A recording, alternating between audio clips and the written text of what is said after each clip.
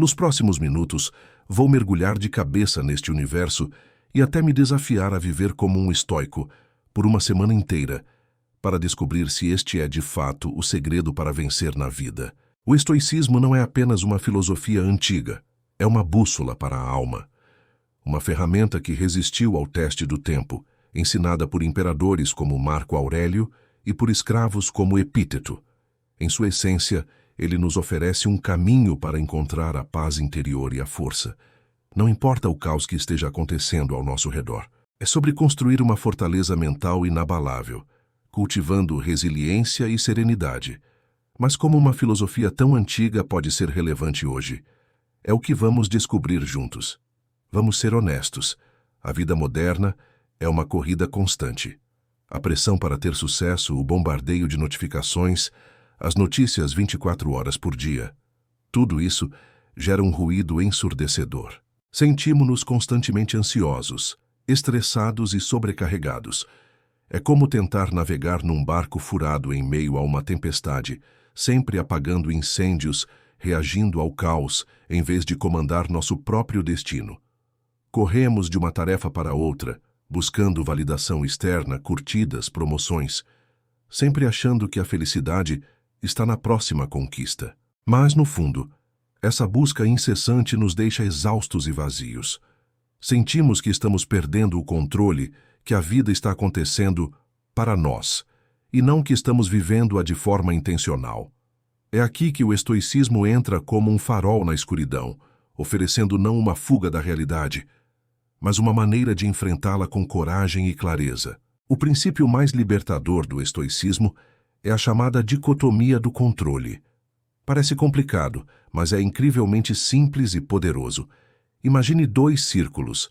Em um estão todas as coisas que você pode controlar: suas opiniões, seus julgamentos, suas atitudes, suas ações, seus valores.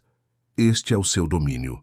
No outro círculo estão todas as coisas que você não pode controlar: o que os outros pensam de você, o trânsito, a economia, o clima, se alguém vai te tratar bem ou mal.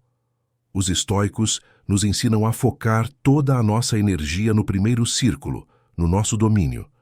Por que desperdiçar um pingo de energia se preocupando com o que está fora do nosso controle? Isso é a fonte de toda a nossa ansiedade e frustração. Quando você aceita que não pode controlar o resultado, mas pode controlar seu esforço e sua reação, algo mágico acontece. A ansiedade diminui e uma sensação de poder interior surge.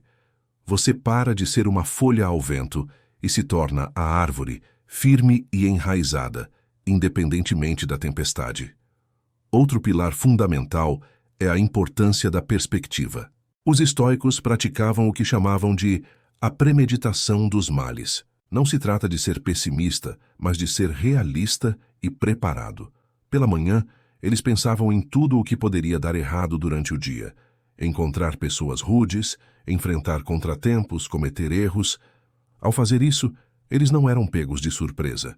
Eles já tinham ensaiado mentalmente como responderiam com virtude e calma. É como um treinamento para a alma. Quando o desafio real aparecia, eles já estavam prontos. Além disso, eles praticavam olhar para os problemas de uma perspectiva mais ampla, como se estivessem vendo a própria vida do alto das estrelas. Desse ponto de vista, quão grande é realmente aquele problema que parece o fim do mundo agora? Na maioria das vezes, percebemos que nossos problemas são pequenos no grande esquema das coisas.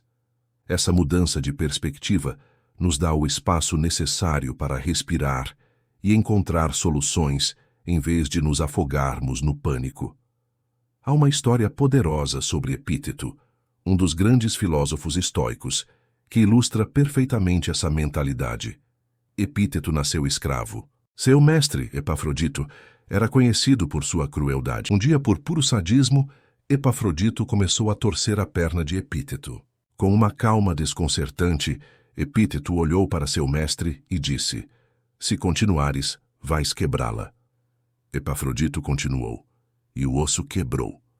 Sem gritar, sem chorar, sem reclamar, Epíteto simplesmente olhou para ele e disse: "Eu não te avisei que ias quebrá-la?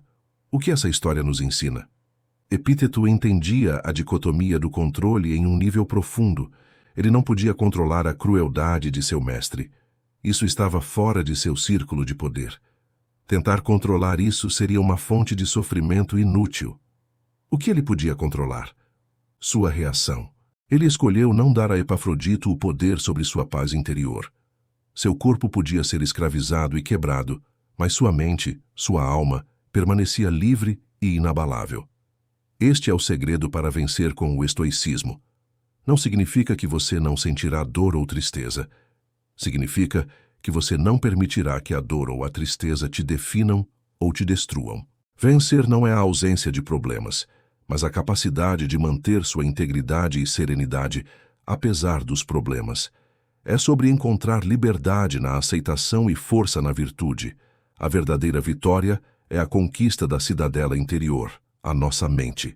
Quando você percebe que ninguém pode te ferir emocionalmente sem o seu consentimento, você se torna invencível. Então, qual é o segredo para vencer com o estoicismo? É simples e profundo. Focar incansavelmente no que você pode controlar, suas ações e atitudes, e aceitar com serenidade o que não pode. É transformar obstáculos em oportunidades de crescimento e encontrar a paz não na ausência de problemas, mas na força da sua resposta a eles. Vencer é dominar a si mesmo. Gostou dessa jornada?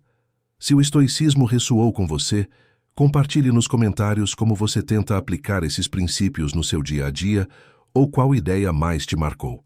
E prepare-se, porque no nosso próximo vídeo vou te mostrar exercícios práticos e simples para você começar a treinar sua mente estoica hoje mesmo.